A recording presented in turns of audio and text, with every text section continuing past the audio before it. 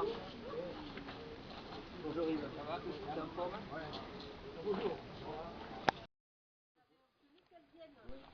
Il y avait eu la ministre, il fallait un quart d'heure, 20 minutes, hein, pas 45. On avait tout prévu, vous et la ministre. Mais bon. Et demain, on a prévu le michoui, c'est la fête du soleil. Donc là, on sera plus d'une centaine au michoui. Bien. Tout le monde est là? Oh, les collègues là.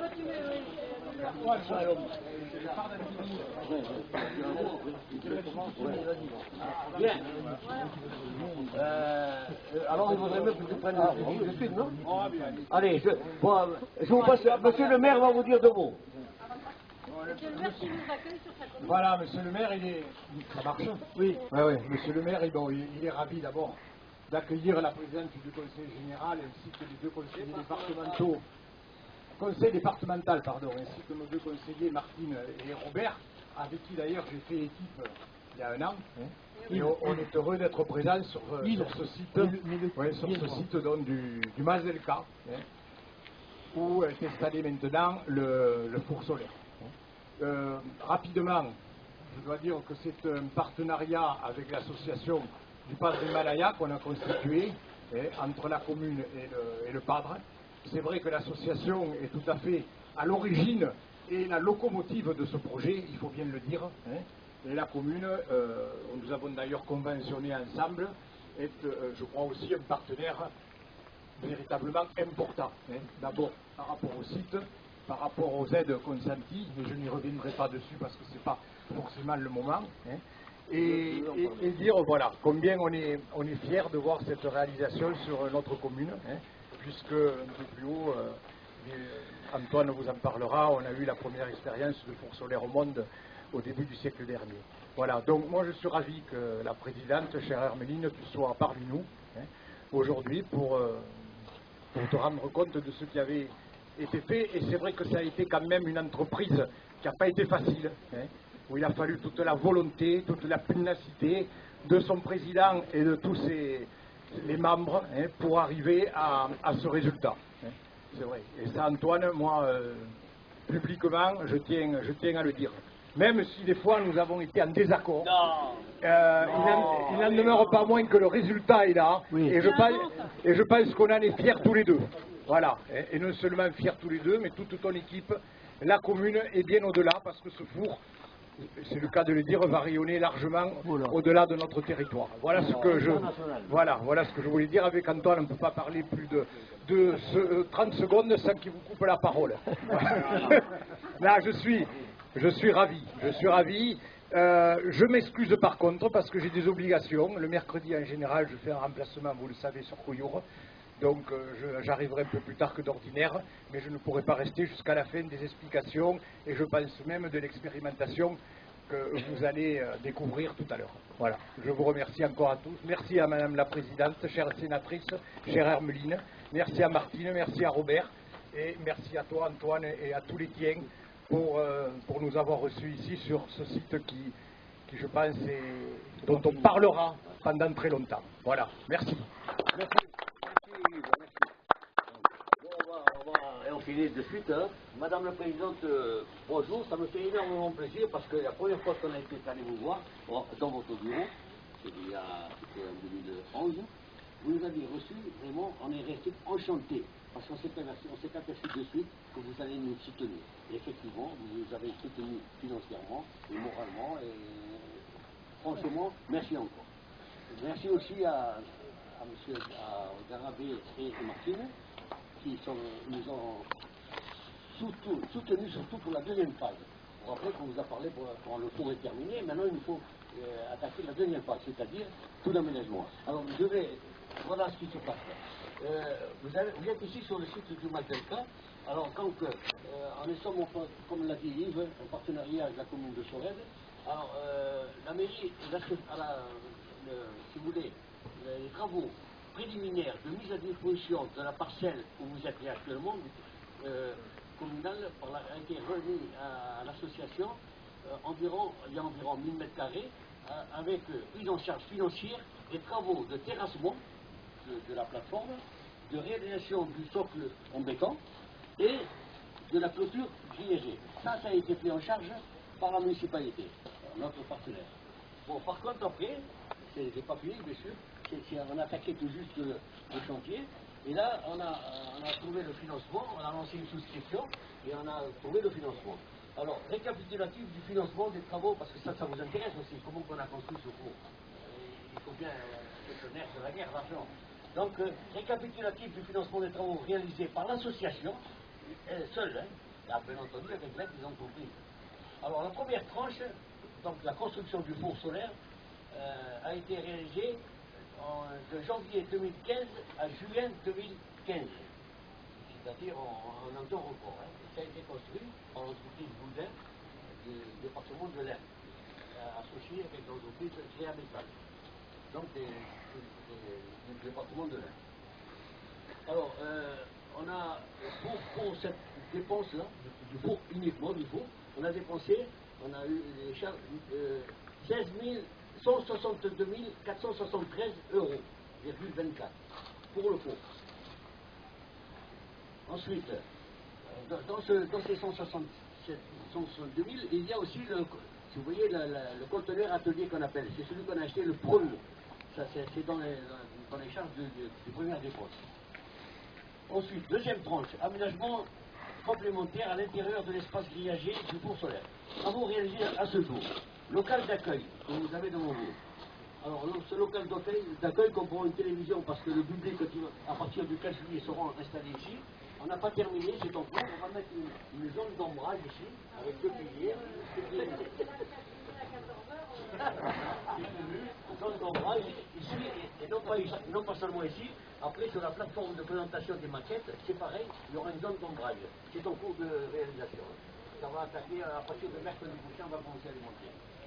Bon, au local d'accueil, comme une télévision, parce que pour les gens qui on a créé, grâce à l'échange des licences, c'était un ancien université de Perpignan, qui par son travail a dû partir à l'université de Grenoble, mais il travaille constamment par Internet avec nous. Il nous a créé un petit film qui dure 14 minutes. Alors ce film, on voulait vous le passer au début, mais on en a parlé, on a dit si on passe le film, on va faire trop de temps.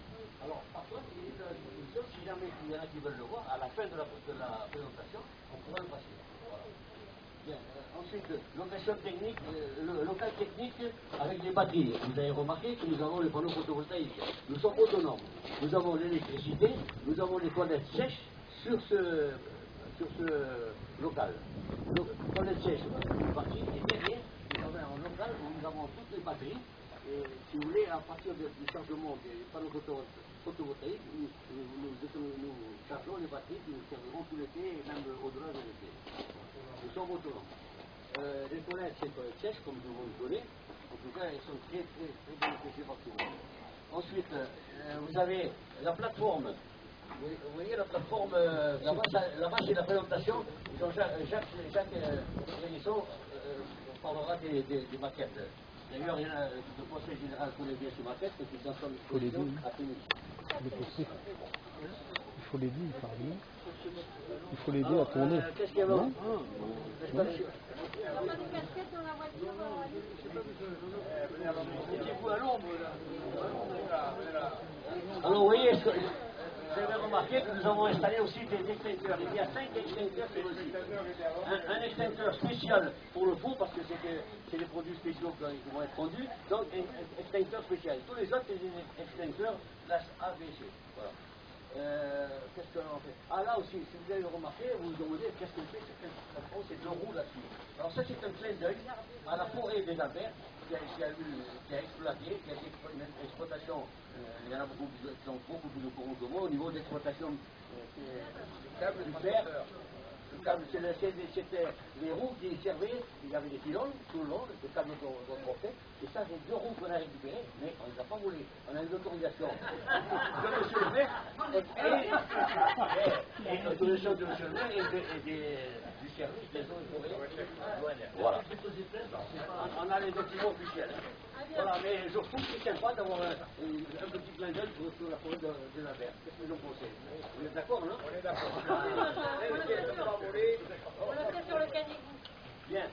Alors, je vais vous citer. Vous avez remarqué qu'il y a un panneau là. Un panneau avec tous les personnes qui ont participé au financement du fonds. du simple donateur, du simple adhérent, jusqu'aux entreprises départementales, régionales, État, et même l'Europe. Vous avez tout listé sur ce tableau. On avait promis à l'époque quand on avait lancé le projet qu'on avait dit que tous ceux qui participeraient seraient mentionnés sur le site avec un panneau spécial. Bon, ben, je ne vais pas être plus long, je vais passer de suite. Je vais vous présenter les animateurs. Où est-ce qu'il est Amon? Alors, je vous présente Amon que tout le monde connaît. Amon d'Amon, c'est le professeur de physique qui est depuis plus de 10 ans à l'association. Il y a Jean-Jacques Girard, ancien directeur du parc solaire de l'unité à Condéon. Jacques Hérisson, responsable des maquettes d'Ilaction.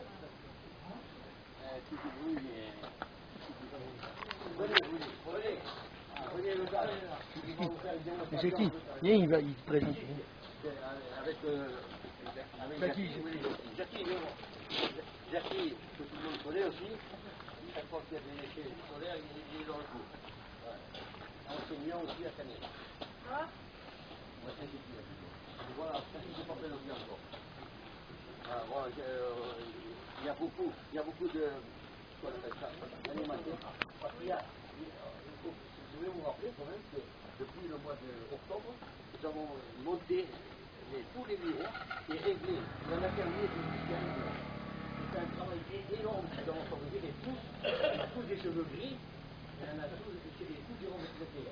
On n'a pas eu un jeune de 18 ou 20 ans qui est venu nous mettre une main. C'est tous des retraités. Bravo les retraités. Mais il y a des jeunes retraités. Le plus ancien des retraités, c'est Amon. Bien. Alors, je vais passer la parole à qui maintenant? Ah non, c'est Amon maintenant. Amon, Amon. Peut-être que justement, comme le début est assez théorique, peut-être que je vais peut-être même nous apporter un exemple avant de passer à la partie expérimentale.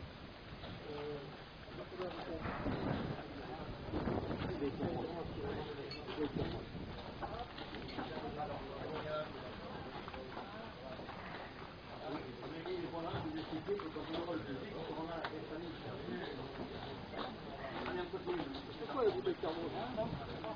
Bon, merci à tous de votre présence. Il y a une minorité scientifique dans l'association, mais qui s'est fait entendre, ce qui fait que l'exposé qui a été mis en place a une connotation fortement scientifique. Ça vous rappellera un peu l'école. Je m'étonne d'ailleurs qu'il y en a déjà qui ont suivi ça, ce soir nous. Donc, on a dit que les gens venaient ici donc, pour voir le cours et pour le voir fonctionner. On a estimé que ce n'était pas suffisant pour justifier le voyage. On a dit qu'il faut prendre le problème à la base pour que les gens puissent repartir en disant je sais pourquoi il fonctionne, je sais comment il fonctionne et je sais à quoi il sert.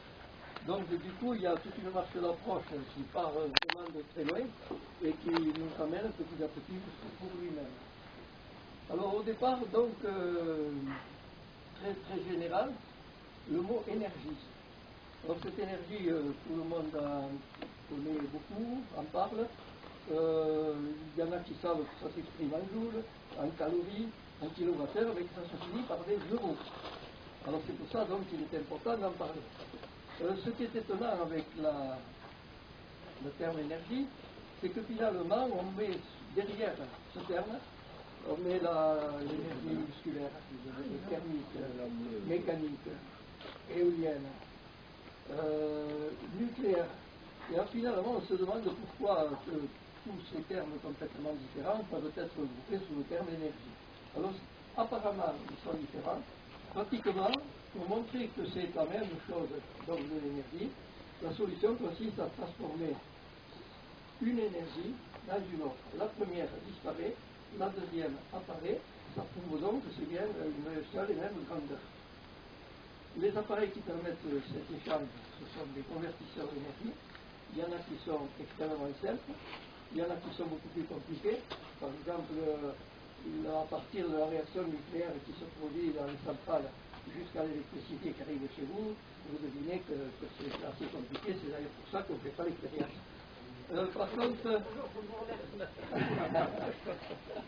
Par contre, donc, je vous citerai tout à l'heure, quand le moment sera venu, le convertisseur d'énergie qui est sûrement le plus simple du monde, mais il va venir à son tour.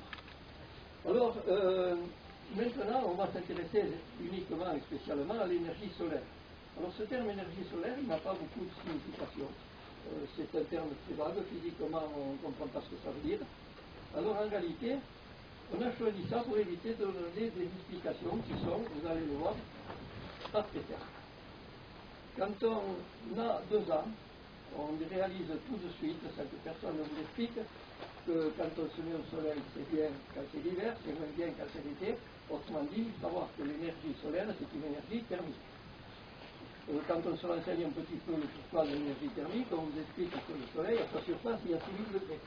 Donc on assimile ça à une poêle qui se trouve assez loin, puisque la température ici soit finalement supportable. Une explication qui est simple, qui malheureusement est fausse. Parce qu'en réalité, entre le soleil et nous, il y a 150 millions de kilomètres de vide. Et quand on voit qu'une simple bouteille de thermos, qui comporte entre 2 épaisseurs de verre, quelques millimètres de vide, ça suffit pour empêcher la chaleur de sortir, c'est ce que vous mettez dedans et tout, empêcher la chaleur d'entrer, c'est ce que vous mettez dedans et froid. Alors quelques millimètres suffisent à arrêter les échanges thermiques. Là, il y a 150 millions de kilomètres. Alors qu'est-ce qui nous arrive du soleil? Ce n'est pas du tout de la chaleur, c'est de la lumière. C'est uniquement lumineux. Alors ça, évidemment, ça n'apparaît pas du tout évident. D'abord que la lumière soit une forme d'énergie, et ensuite que cette énergie énorme qui nous arrive de là-haut soit effectivement lumineuse. Alors, pour le montrer, là, je suis obligé de vous entraîner sur le terrain expérimental. On va faire une expérience, on va faire plusieurs, là on les enchaîne. Préparez-vous, il va y avoir des minutes difficiles. Direction la plateforme de présentation.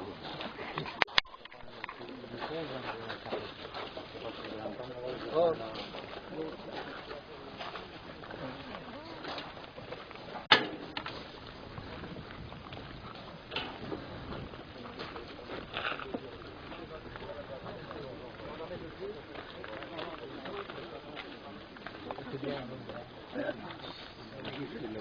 Ce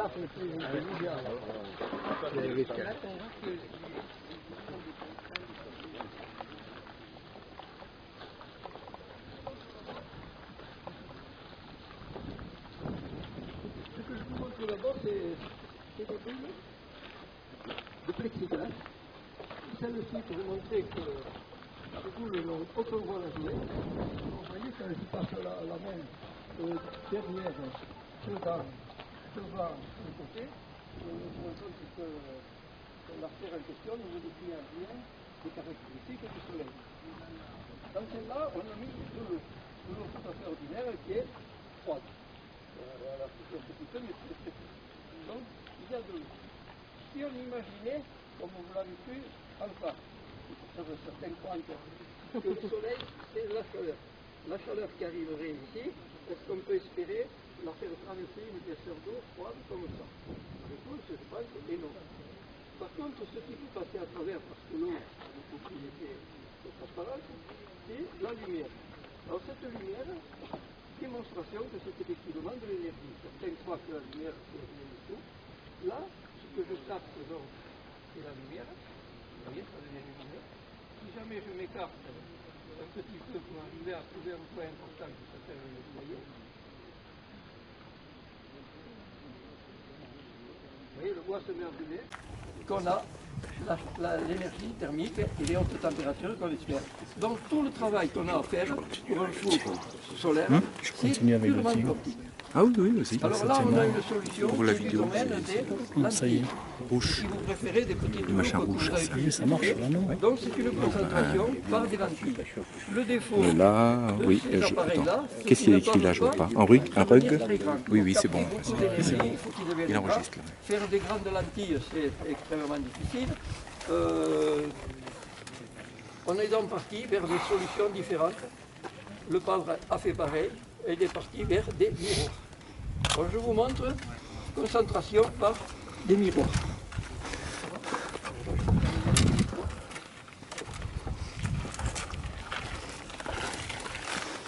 Là j'ai deux miroirs comme vous en avez certainement chez vous, peut-être un peu plus grand même dans la salle de bain. Ces miroirs, vous le savez, c'est un jeu qui se pratique à l'enfant et qui n'est pas bien du tout, d'envoyer le soleil dans les yeux des camarades. Alors là, vous voyez ce que je fais, j'envoie le soleil sur cette plaque noire. Autrement dit, j'intercepte le soleil, là je fais une ombre, et le soleil qui arrive dans cette ombre est maintenant là-bas. Ça sert rigoureusement à rien.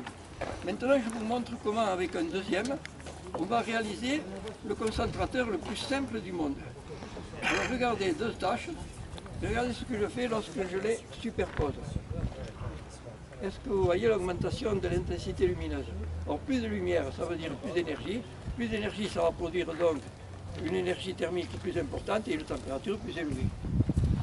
Alors, parce que là je ne peux pas faire des mesures, il me faudrait une troisième main, on fait une expérience. Si vous voulez, vous pouvez rester aux mêmes places, mais là, vous les voyez un petit peu à l'envers, il y a 6 miroirs circulaires. Mais ce qu'il faut voir, c'est quand même toujours sur l'écran. Donc là, c'est pour voir les miroirs, ils sont déréglés. Et si je les règle, alors l'avantage, c'est qu'ils sont fixes, mais orientables, et ils peuvent rester dans la position par le moyen de votre mise. Alors vous voyez là, la superposition, c'est plus visible. J'en superpose deux. 3, 4, 5 et 6. Alors là, finalement, en superposant 6 miroirs, j'ai l'équivalent de 6 soleils. C'est déjà intéressant par rapport à un soleil. Vous voyez surtout aujourd'hui comment il chauffe. Si jamais j'ai l'équivalent de 6, j'ai une température que je vais vous montrer. Alors elle continuerait certainement à augmenter. Vous voyez, la température là qui est de 71 degrés. Avec seulement 6 miroirs. Alors là, vous voyez 2, 6. Est-ce qu'on peut aller beaucoup plus loin? Oui, on est allé beaucoup plus loin. Je vous montre 600 miroirs. 600 miroirs, alors 600 miroirs, ça voudrait dire 300 personnes qui viennent travailler en même temps que moi pour arriver à orienter les miroirs. Je vous assure, en plus, il faudrait beaucoup de monde, mais on n'y arriverait pas. Ça serait une pagaille extraordinaire. Donc il a été plus simple de les coller sur un support qui n'est pas tout à fait ordinaire, c'est un support parabolique, qui permet de concentrer les rayons en un point. Alors là, l'inconvénient, l'avantage donc qui est évident, avec une seule main, je peux tout orienter. L'inconvénient, c'est que je ne peux plus réaliser la concentration où je veux. Je suis obligé de suivre un point qui s'est imposé par la forme, et je suis en plus obligé de suivre le soleil. C'est-à-dire que l'appareil ne fonctionne bien que s'il est orienté précisément sur le soleil.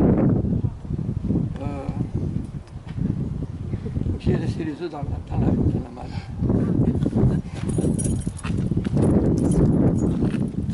Qu'est-ce qu'il n'y a pas mangé?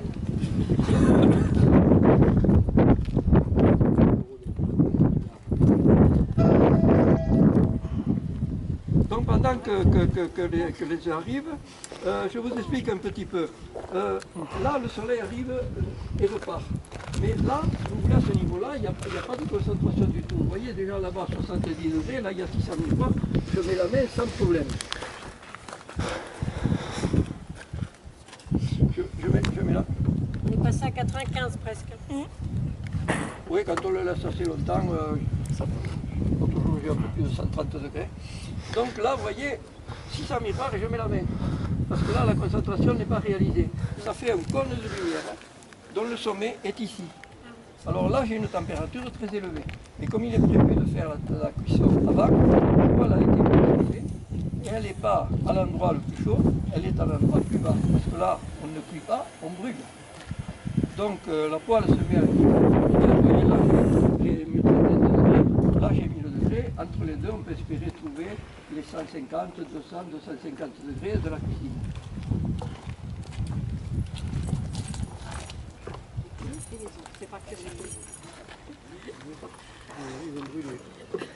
Voilà, là, ça c'est la partie où je suis le moins à l'aise.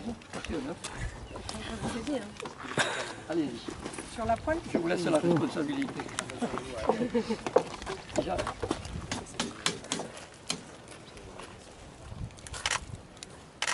Ah bah c'est efficace, ça va vite. Regardez ça.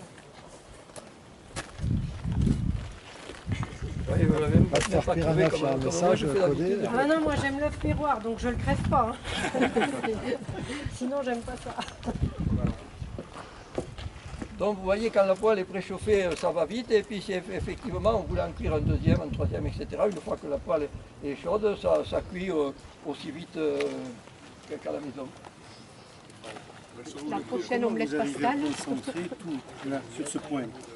Parce que la forme n'est pas du tout quelconque, c'est sous-entendu parabolique. Et à ce moment-là, en les collant sur une parabole, C'est la concentration. il existe un point particulier.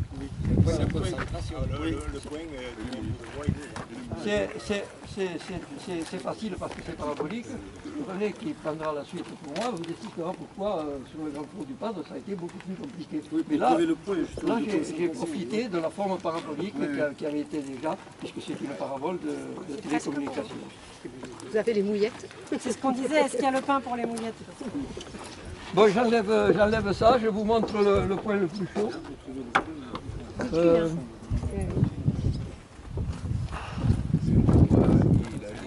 Là-bas. Non, c'est là. Ah oui, là. Donc,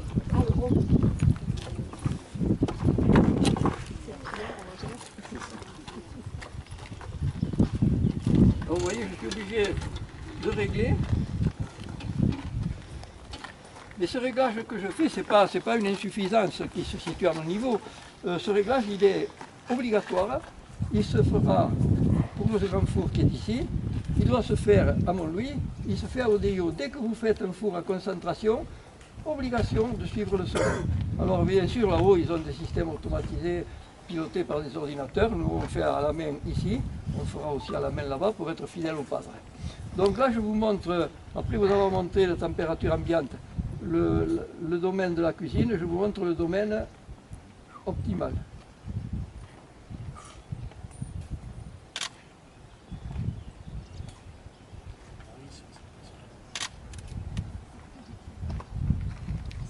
Vous voyez, une lumière très blanche, plus c'est blanc, plus ça suppose des températures élevées.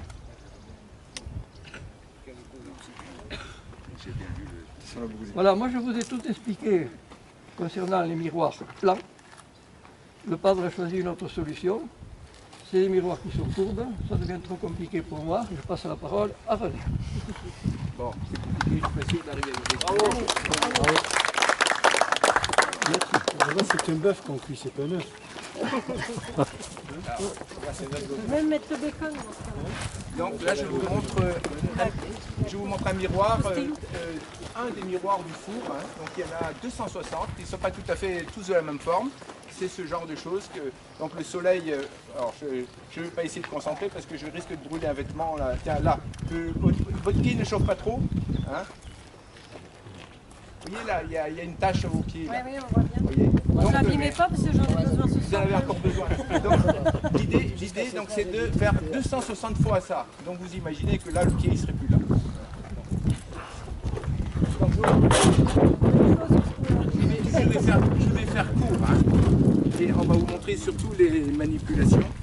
Alors ici, donc, il y a le schéma de principe du four. Ici, on voit, donc ça, il faut imaginer que ce sont des cercles. Hein.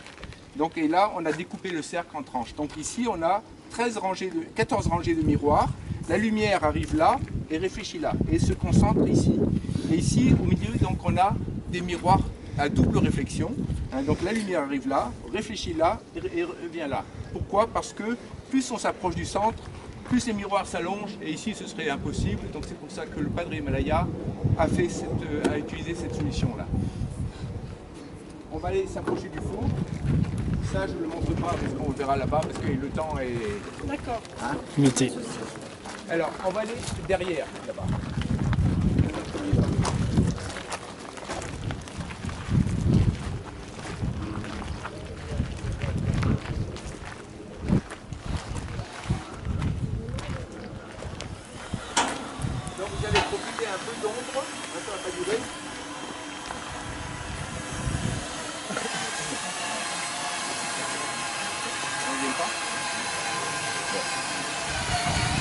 Tu arrêtes un peu, Christian? Oui.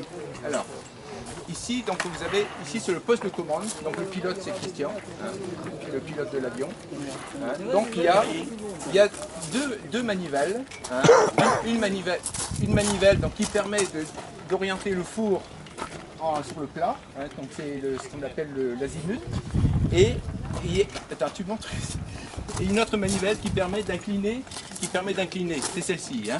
Donc quand on tourne ça, donc on change la position du four en la verticale. Donc ce qui fait que on fait en sorte que le soleil soit dans l'axe du four. D'accord? Voilà. Donc pour pouvoir ajuster ça, donc on se sert d'un système de pointage qui se trouve là-haut. Là. Donc on a un système avec des lentilles. Et vous voyez la tâche qui se trouve au milieu là? Hein, donc, il faut que la tâche arrive au milieu de cette plaque. Voilà. Donc il y a une loupe qui se trouve là-haut. Voilà. Parce que la personne qui pilote ici ne voit pas la tâche qui trouve. Alors, quelques caractéristiques. Donc il y a 260 miroirs. Il y a 32 miroirs dans la partie centrale, donc ils ne sont pas réglables. Donc ceux-ci sont tous réglables, donc ils ont été réglés un par un, ce qui nous a demandé beaucoup de temps et beaucoup de travail. L'ensemble fait un poids de 3,5 tonnes.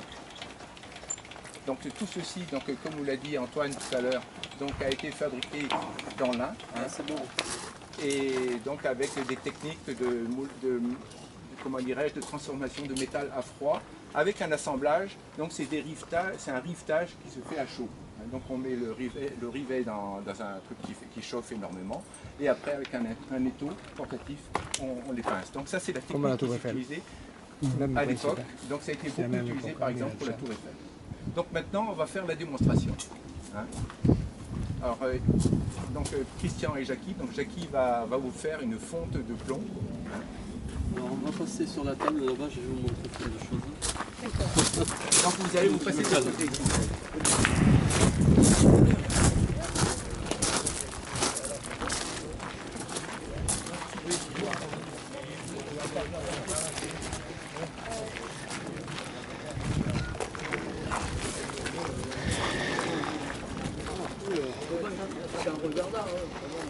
Alors on a commencé à faire fonctionner le four il y a 10 jours, à peu près une semaine, 10 jours. Et l'équipe scientifique est en train de monter les protocoles de travail de manière à ce qu'ils fonctionnent au maximum et dans le maximum de sécurité. Ce qui est pas évident. On n'a pas l'habitude de travailler avec ce genre de four.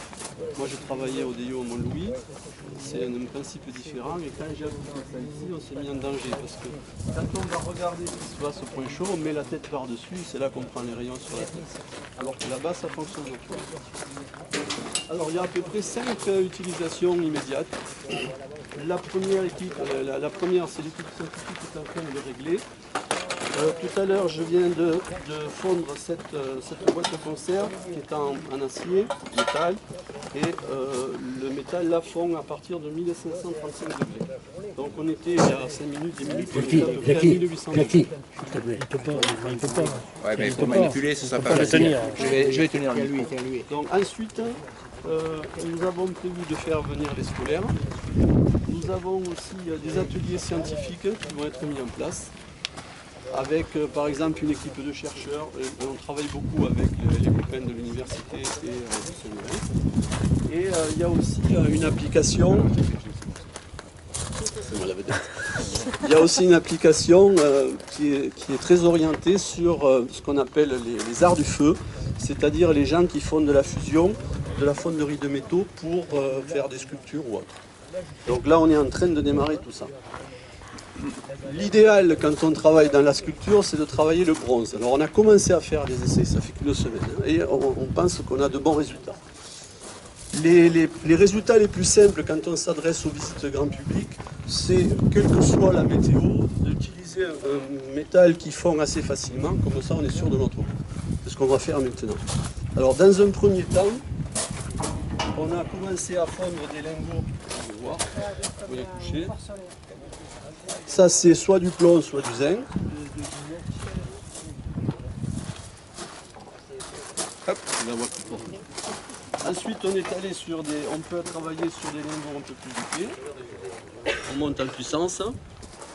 Et bientôt, d'ici une quinzaine de jours, on va faire des... Ça, c'est un moulage brut. Vous pouvez soulever. C'est ma main. Vous voyez la finesse avec les...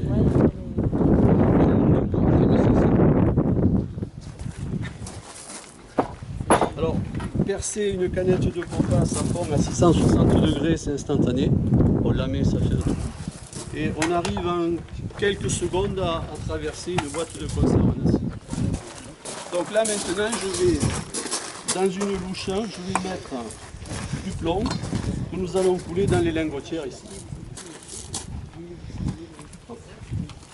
C'est calé? J'arrive, c'est bon, presque. Je vais l'enlever parce que c'est bon. Donc j'ai mis à peu près 500 grammes de plomb.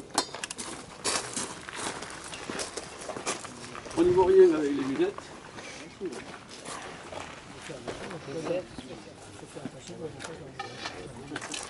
Donc je viens placer le plomb au point le plus chaud. Ça correspond à une tâche qui fait à peu près 3 cm.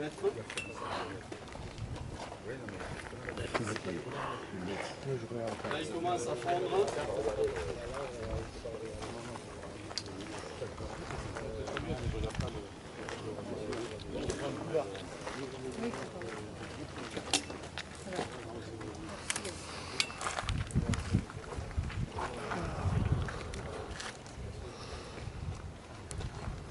Donc là je viens de fondre à peu près 250 grammes de plomb.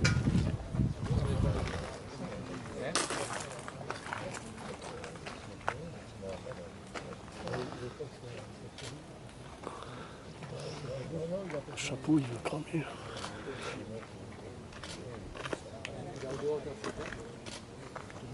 Là j'ai pratiquement fondu mon demi-kilo de plomb. Est-ce qu'il y a le chapeau? Le chapeau.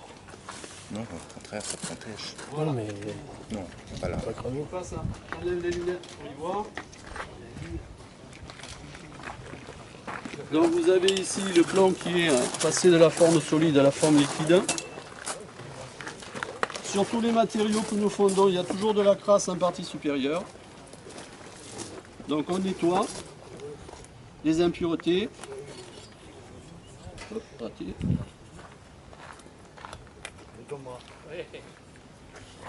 Mon assistant il traîne là-bas. Bon, ça fait rien, je vais le faire tout seul. Et à partir de là, c'est trop tard. À partir de là, on coule les lingots dans les lingotières.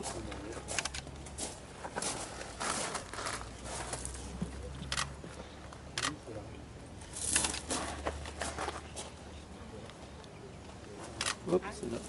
Il y a une fuite.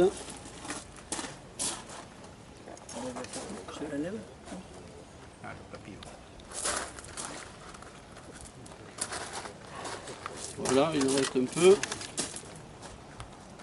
pour le fun. Voilà, on attend quelques secondes de manière à ce que le métal cristallise. Et le matériau de la louche, Alors, dans un premier temps, on travaille le plomb, c'est aux alentours de 400-500 degrés. Donc on peut utiliser l'acier qui résiste aux alentours de 1500 degrés. Quand on travaillera le bronze, on aura soit des creusets un peu particuliers, soit ceux-là, soit d'autres. Lorsque la partie est cristallisée,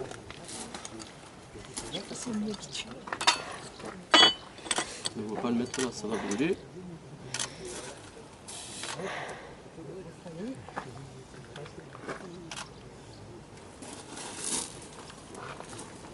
Je vais le mettre là.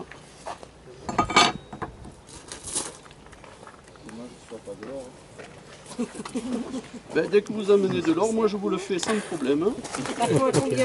Je prends 10%. L'or est à... Alors, il ne faut pas mélanger la température de fusion et la température de coulage. C'est pas la même chose.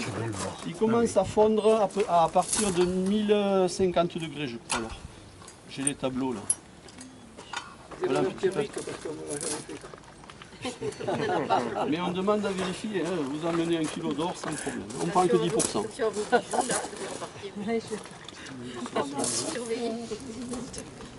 Et je vais pas, non merci, en plus je l'ai déjà le papier, mais du fort solaire de... Ah, mais c'est pas celui-là. Hein.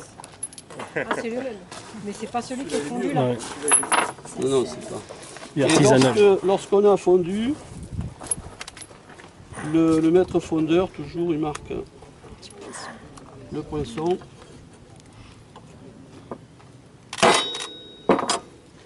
Les amis. Padre Himalaya. On a mis un nom un peu long. Et je me permets de l'écrire à Madame la Présidente. Voilà. Si ça vous intéresse,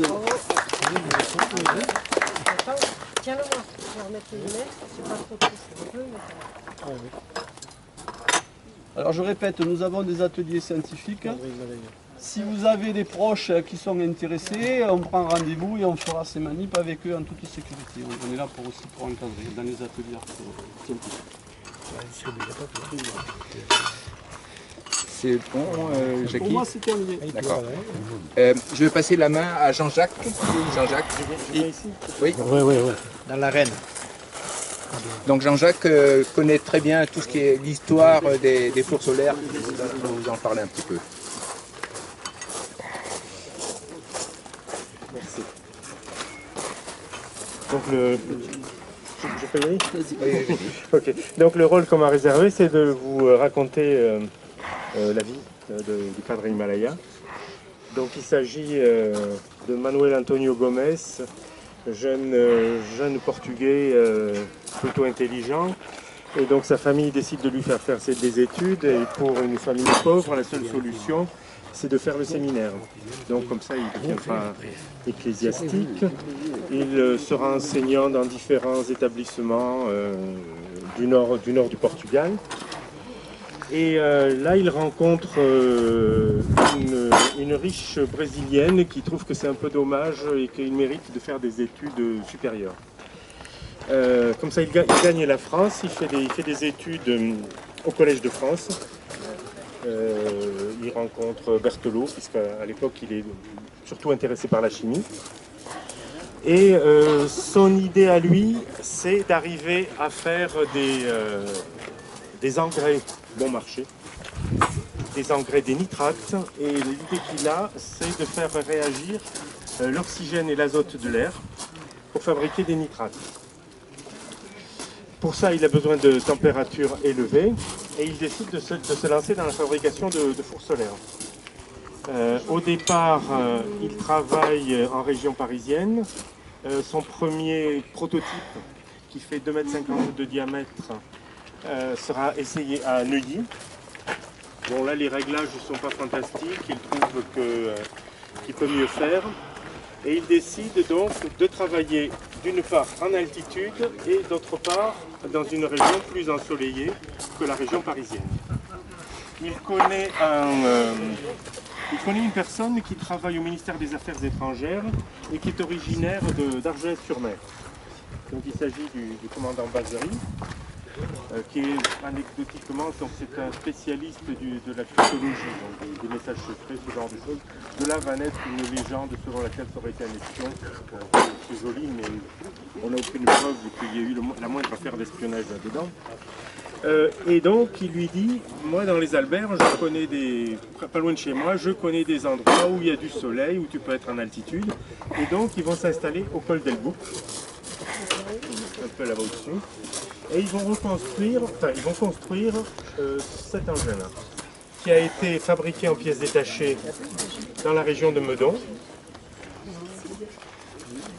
Et donc on ne peut pas accéder au col d'Elbouc depuis Argelès, donc ils sont obligés de passer par Sorède. Donc on peut aller à dos de mulet jusqu'à l'ermitage de Notre-Dame du Château, et puis après il faut tout porter à dos d'homme. Donc ils construisent cette installation l'été 1900.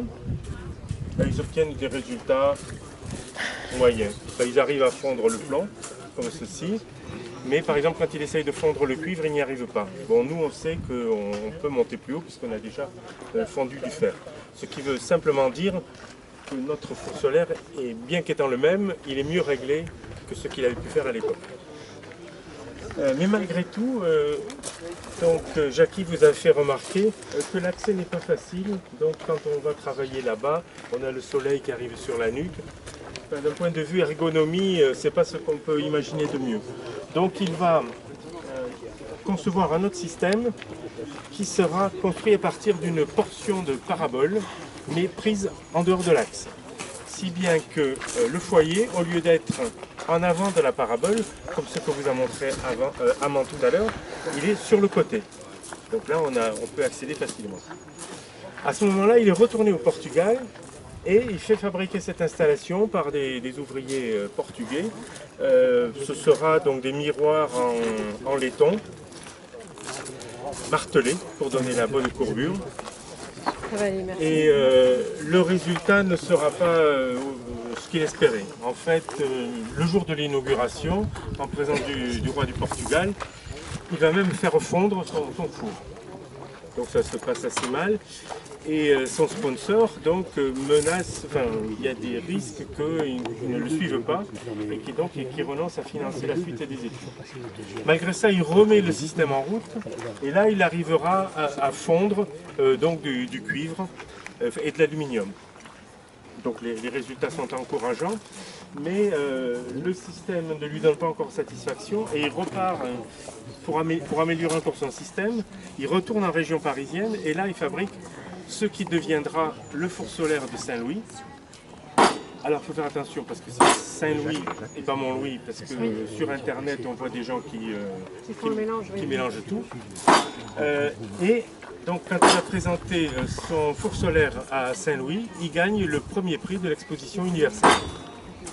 Les Américains sont enchantés devant la science du personnage, bien qu'il parle très mal l'anglais à ce moment-là.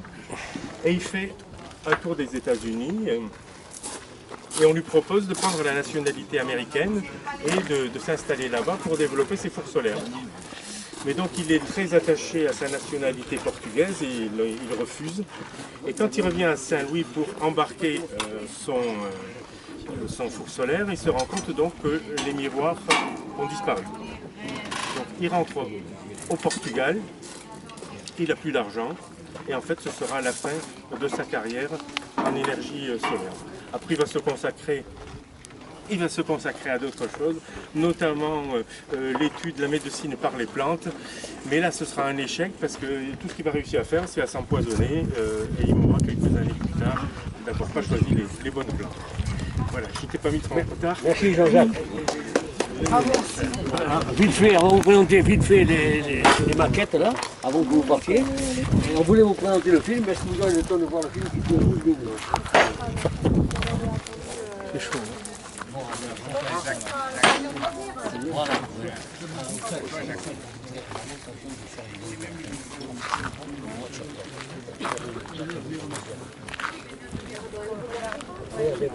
On va regarder avec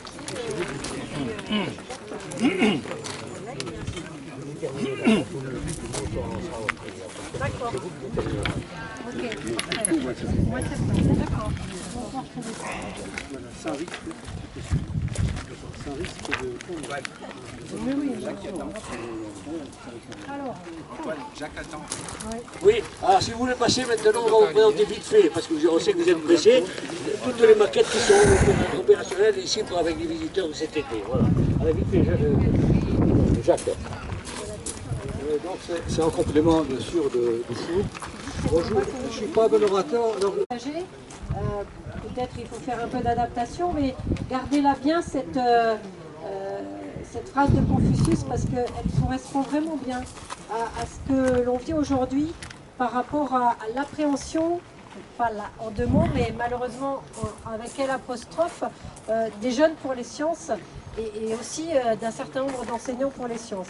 Moi je fais partie de celles et de ceux qui au contraire sont ferventes de ce que l'on peut partager grâce aux sciences en général, qui, au-delà des équations que vous avez évoquées, permettent d'avoir du concret et de mettre en perspective ce que l'on peut faire. Donc bravo de ce point de vue-là. Aussi, j'ai commencé par la fin, mais c'est vrai que c'est important, Ça vous montre que, au-delà de la fonction de présidente du département et bien secondée et par Robert et Martine sur votre territoire, j'avais effectivement démarré, alors que je n'étais pas encore présidente, à la place de Martine sur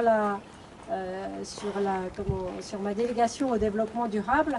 Et c'est quelque chose qui reste prégnant, à la fois justement pour mettre en valeur ce que représente le soleil. On a bien compris qu'au-delà du thermique, c'était bien la lumière qu'on était capable de transformer en énergie, et de faire le lien effectivement à tout ce que l'on peut faire ici, avec l'histoire. Parce que finalement, ici, à Sorède, c'est le point de départ, c'est l'histoire de ce que l'on peut faire avec un four solaire. Et dans notre département, on a poursuivi avec effectivement Montlouis, avec Odeyo, avec Thémis, où là, on est passé effectivement sur un niveau encore plus élaboré, puisqu'on est sur de la recherche et développement, et pour le CNRS et pour Promesse, donc de la recherche pure, mais également de la recherche appliquée pour les entreprises qui sont en expérimentation là-haut. Et puis, on essaie aussi, parce qu'à un moment, tout ce qui concerne le solaire, ça doit aussi pouvoir se transformer en emploi, et pas seulement ici, avec tout ce que vous faites comme bénévolat, mais aussi de pouvoir industrialiser. Alors, il y a la centrale de Yo qui est en train... Ça y est, elle a le permis, donc on va pouvoir mettre en œuvre. On a pu faire le mixte entre la préservation de l'environnement et le développement des énergies renouvelables, parce que tout ça, c'est du développement durable. Et sur le territoire, on a nombre d'exemples sur lesquels... alors, au département, on a une petite priorité pour le solaire sur les toits, parce qu'on estime qu'il faut d'abord construire ou élaborer des fonctions solaires sur les toits, là où c'est intéressant. Et d'ailleurs, je crois que c'est au mois de juillet qu'on vote une délibération qui va encore plus dans ce sens-là sur nos différents établissements, nos bâtiments départementaux, mais également les collèges. Donc là, c'est des choses qui sont bien avancées. Et on y a travaillé, effectivement, de la recherche jusqu'à le fait qu'on puisse l'utiliser dans chaque maison, j'allais dire, puisqu'on avait mis en œuvre ces chauffe-eau solaires qui sont encore une manière différente. Ce n'est pas la même chose que des cellules photovoltaïques qui transforment en électricité. Là, du coup, on transforme en énergie thermique. Mais c'est important parce que c'est ce qui permet aussi de traiter la problématique des charges. Quand on a un loyer, forcément, on a des charges. Et ça intervient dans la précarité énergétique. Tout ça pour dire qu'on passe des sciences avec le solaire et qu'on arrive au social, aux solidarités, qui sont les missions même du département des Pyrénées-Orientales, de tous les départements, mais en particulier du département des Pyrénées-Orientales. Donc vous voyez bien finalement, j'allais dire, la boucle est bouclée, on s'y retrouve complètement. Et quand en plus on peut faire du tourisme autour de cela, autour des sciences, de le faire partager, que ce soit grand public, donc facile d'accès, eh bien on est complètement dans la ligne qu'on s'est donnée au département par rapport à ce que l'on peut faire avec le solaire. Alors aujourd'hui, on ne parlera pas de tout le travail avec le bois, énergie, etc. parce que tout ça, c'est aussi grâce au soleil, parce qu'il n'y avait pas de soleil, il n'y aurait pas de forêt. Et j'épargne la litanie de ce qu'il n'y aurait pas, on ne serait pas là non plus s'il n'y avait pas de soleil. Donc voilà, j'en dis pas plus, mais voilà, vous savez, un certain nombre d'entre vous savent au Padre Himalaya que ça fait partie de mes passions plus personnelles, mais qui est toujours bien là, ancrée au fond de moi, et sur lesquelles, si on peut en plus former, informer, sensibiliser, mais amener le plus de gens possible vers les sciences, eh bien, on sera effectivement, on est déjà convaincus, mais on sera conquis par ce que vous aurez fait. Donc merci à vous toutes et à vous tous, parce qu'il faut rappeler que l'argent que vous avez pu avoir, que ce soit de l'État, de la région, de l'Europe normalement, si je me souviens bien aussi, du département, le lien avec la commune, eh bien tout le reste, c'est vous qui l'avez fait en tant que bénévole, j'allais dire à bout de bras. Donc merci beaucoup à vous toutes et à vous tous, c'est bien vous qu'il faut remercier sur ce coup-là. Merci Madame la Présidente.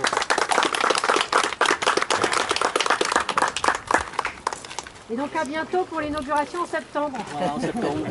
Alors, on voulait, vous n'avez pas le temps, on a préparé le film qui dure 12 minutes, mais je pense que c'est pas possible aujourd'hui. Pas aujourd'hui, mais on verra ça. On organisera bien. Je ne sais pas si j'étais assez clair. Merci, merci de votre visite.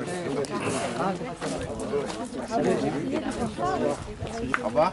Il faut que je rende le chapeau à C'est à Christian. Christian.